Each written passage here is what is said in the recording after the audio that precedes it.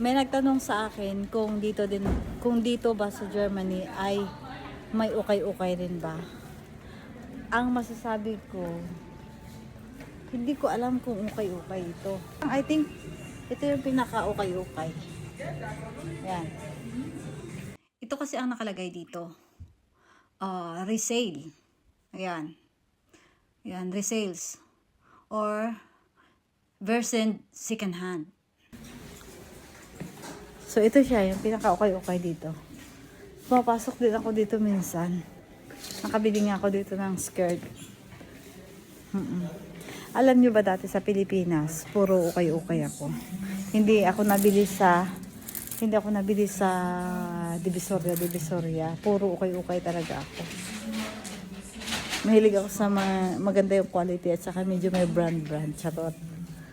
Kaya so ukay-ukay ako napunta.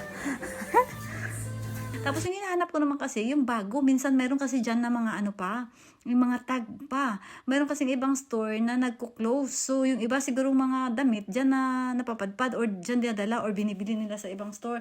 Na yung mga hindi talaga na mauubos tapos magko-close na. Ganon.